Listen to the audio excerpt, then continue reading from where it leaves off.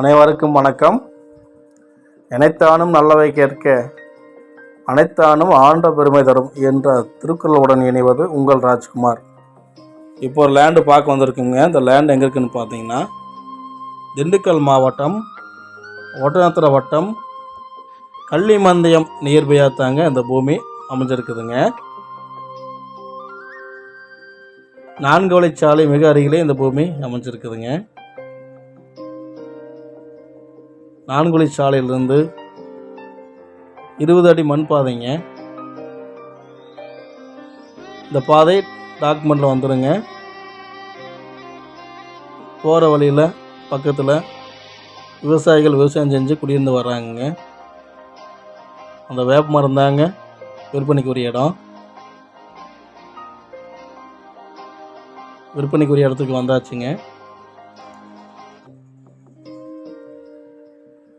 விற்பனைக்குரிய இடம் மொத்தம் 4 ஏக்கருங்க. சமுக்கமான பூமியாக, மேடு பள்ளம் இல்லாமல் சமமான பூமியாக இருக்குதுங்க. நல்ல செம்மண் பூமிங்க. இதுக்கு ஒரு கூட்டு கிணறு இருக்குதுங்க. அந்த கூட்டு கிணறு இந்த லேண்டில் இல்லைங்க, பக்கத்து லேண்டில் இருக்குதுங்க. இது ஒரு வீடு இருக்குதுங்க. அந்த வீடு ஆகாதுங்க. வீடை டெமாலிஷ் பண்ணியே ஆகணுங்க. பைபாஸ் நியர்பையாக இந்த பூமி அமைஞ்சிருக்குதுங்க. விவசாயம் செய்கிறவங்களுக்கு, இன்வெஸ்ட்மெண்ட் பண்ணுறவங்களுக்கு நல்லா சிறப்பான இடம், தோதான இடம் கூடங்க.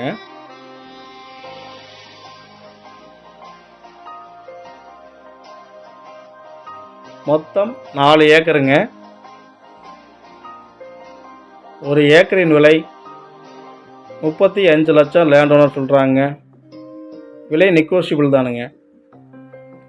விலையை பேச்சுவார்த்தை மூலம் குறைக்க வாய்ப்பு இருக்குதுங்க. இந்த பூமியில் புல்செடிகள் இருக்குதுங்க. அதை அகற்றிட்டா, உழவு ஓட்டிட்டா மண் நல்லா செம்மண்ணாக இருக்குங்க.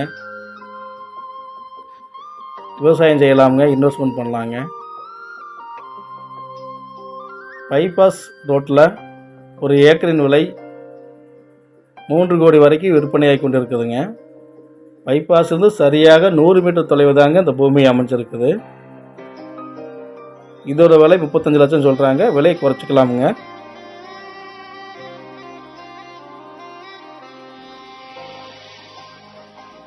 விற்பனைக்குரிய இடத்தை சுற்றிலும் விவசாயிகள் விவசாயம் செஞ்சு குடியிருந்து வராங்க. உங்களுக்கு வீடியோவில் பார்க்கும்போதே தெரியுங்க.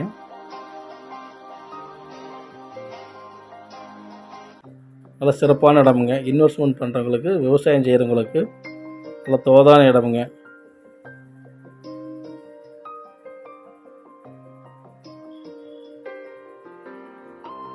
என்னோடய சேனலை சப்ஸ்கிரைப் பண்ணாதவங்க சப்ஸ்கிரைப் பண்ணுங்கள். பெல் ஐக்கானை கிளிக் பண்ணுங்கள்.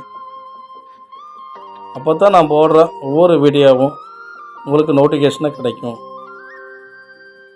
மற்றும் ஒரு வீடியோவில் சந்திக்கிறேன். என்றும் உங்கள் ராஜ்குமார்.